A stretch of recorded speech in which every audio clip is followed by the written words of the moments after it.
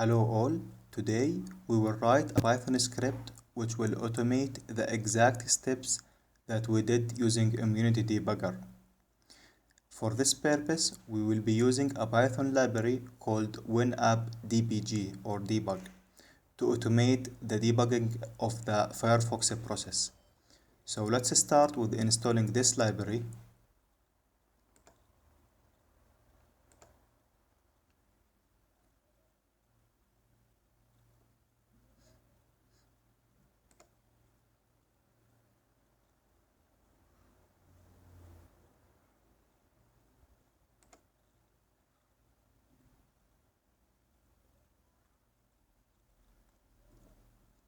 Okay. On the right side, you can see the steps which we explained earlier, so we can translate them into a code. Okay, so let's go for a step by step. As we said, first we need to get the process ID, then attach it to a debugger. Now, the code in Python to do so, first we need to search for the Firefox process. Let me maximize the script here. Okay, so first we need to search for the Firefox process, then retrieve its process ID, then attach the process ID to the debugger. Then we pass a class called myEventHandler to the debug function. In myEventHandler class, we specify the DLL library that we want to intercept, as well as the function name, and we will resolve its memory address. So if we go back to the code, so this is the DLL name, and this is the function name, and we will resolve the memory address for this function here.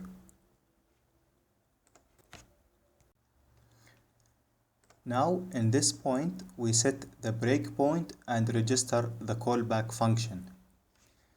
Notice that we have to pass some mandatory information to the callback function, like the process ID and the resolved memory address for the function. So this is the PID and the address. Notice that I named the callback function as PR_write. So this field specify the callback function name here. When the breakpoint occurred, 3 parameters should be returned to the callback function. Now the question is, what are these 3 parameters and how could I know their number here? So the answer for these questions comes from the Mozilla Firefox developers themselves. If we open this link here, and let me just paste the link here.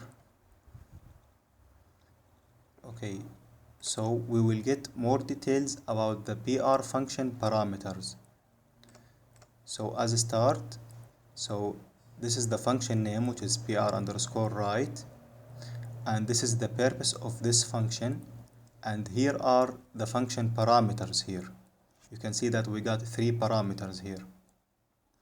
If you still remember, in the Immunity Debugger, we were tracing the memory content each time we got a breakpoint to the PR_ function.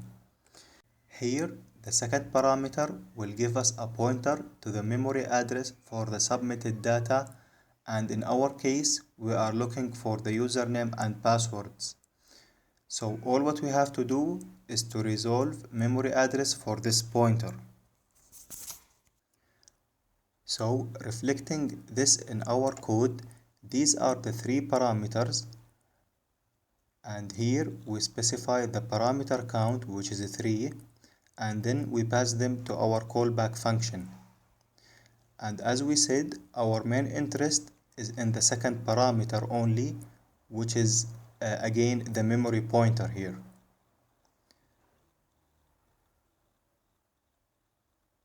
So last step that we have to do is to read the first 1 kilobyte of the memory address for that pointer. And this line will do the job for us. Process.read, then argument 2. Argument 2 contain the parameter 2, which is the memory pointer, and we will read the first kilobyte of that one. Okay, so at this point we have accomplished the rest of our steps here by executing the callback function and printing the memory dump. So step number G, which execute the callback function, we have accomplished this step by this line here and printing the memory dump. Okay, the WinApp debug will take care of completing the normal flow. In the previous video, using Immunity Debugger, we have tried with a Twitter account. Let's try with a PayPal account right now. So let me log into PayPal login page.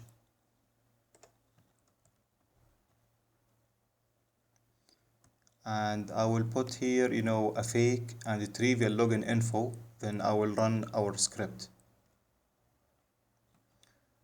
So let me type the last pass, okay. And I'm gonna run the script right now.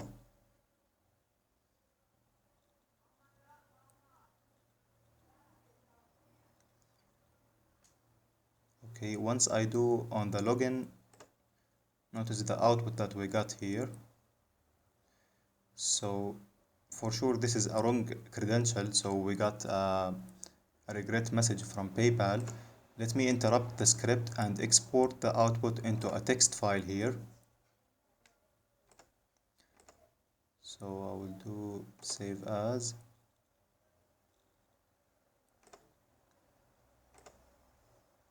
And the format is text.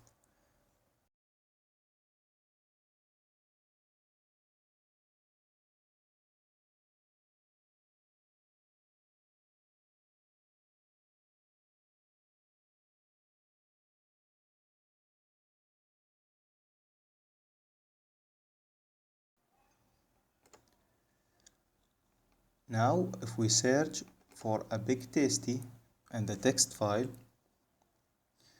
note that the big tasty is my email, and here it is.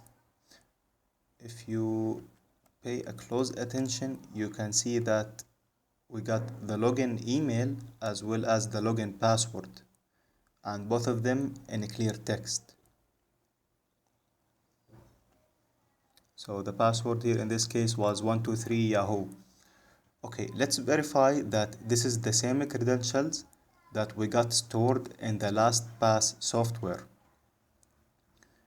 So I will go to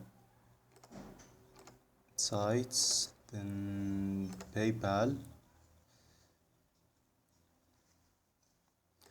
and I think I am on the wrong tab here. Sites. Okay, then edit, and if you click on the I here, you can see the password is 123, which is the same that we extract from the Firefox process. Okay, last word before moving on to the next video. Keep in mind that intercepting a function like pr_write will affect the Firefox process performance so bad, since this function will be called frequently, and each time we intercept this function will result with a delay and may crash the entire process. Thank you very much for watching.